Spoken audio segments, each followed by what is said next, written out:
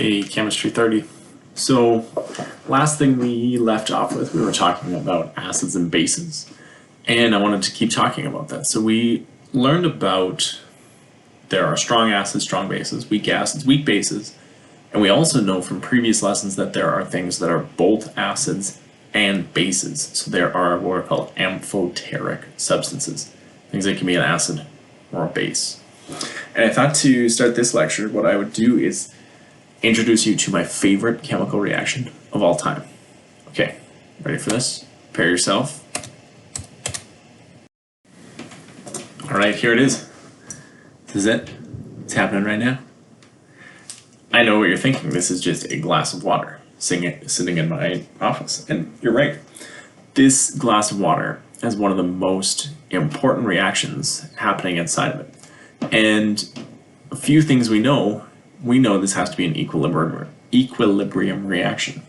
You know that because if you look at it, and we know this from looking at water, it looks like nothing is happening.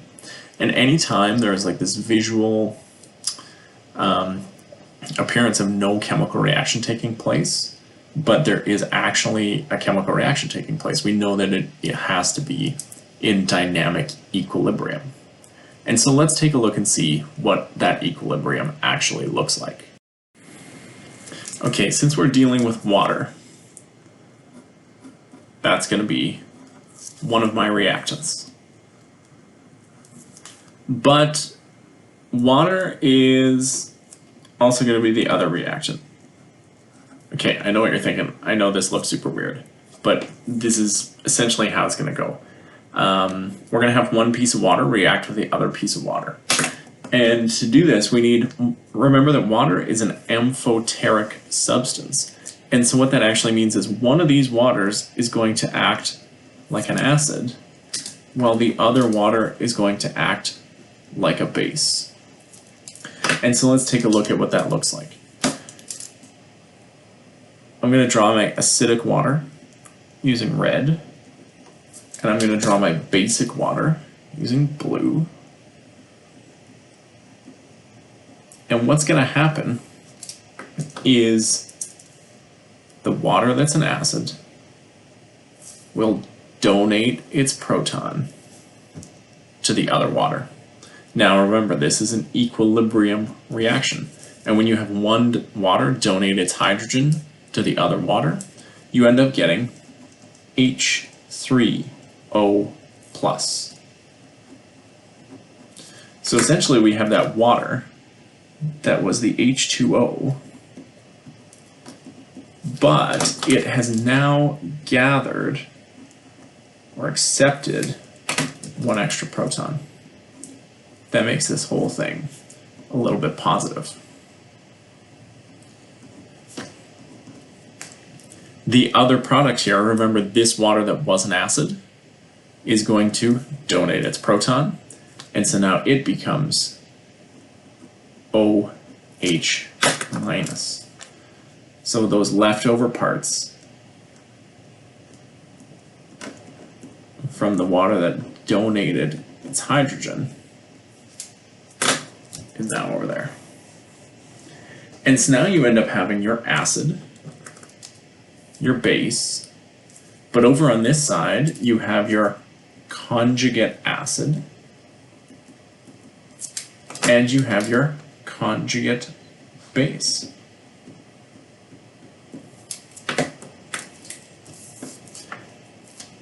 These two pair up together. These two pair up together.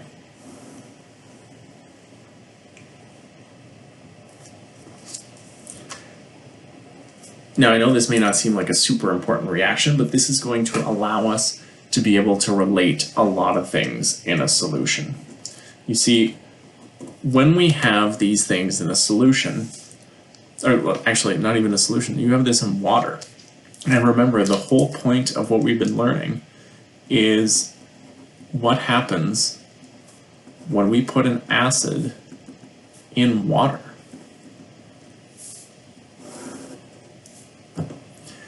To do this, keep this reaction in mind. This reaction is always happening inside the water. But now we are going to add an acid into the water. And when we add this acid, it's going to have its own separate reaction, right? We know that it's going to react with the water, ionize. I know I used equilibrium arrows and this is a strong acid, but it'll be okay. I'm trying to prove a different point here. When this acid reacts with the water, it's going to make H3O plus. It's also going to make the conjugate base. All right, but now let's think about the actual concentrations from up here. Let's think about the concentration of H3O plus in this reaction. It has increased because when we add an acid into water, it makes more H3O plus. So this concentration goes up.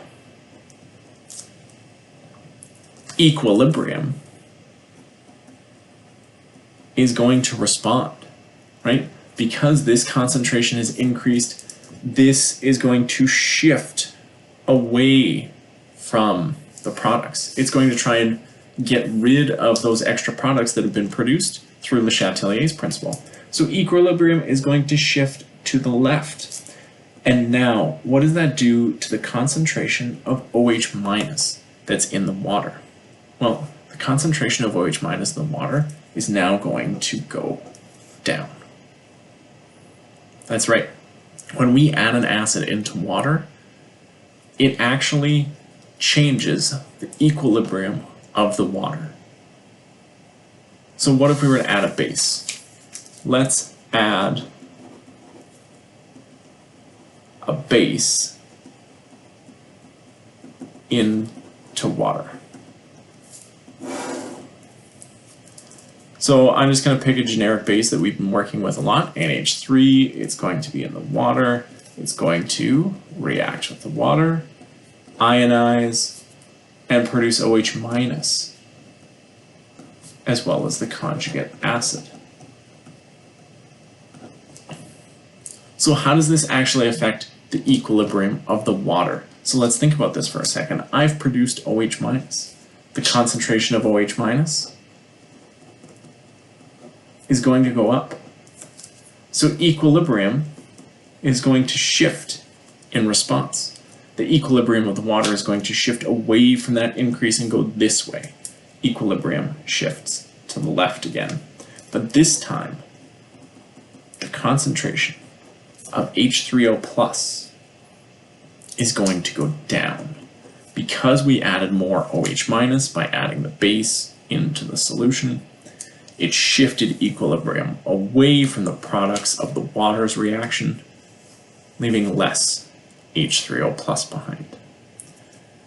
So when we add an acid or a base in the water, we're actually manipulating the equilibrium of the water itself. And that is a really central idea to working with acids and bases. Coming up next, we're going to take a look at the equilibrium constant to go with this. How does the equilibrium of a constant of water allow us to be able to do the calculations that we need to in order to understand that whole solution quantitatively? Okay, so thanks for listening. Tune in for the next video and we'll go through some examples about how we can do those calculations. Thanks.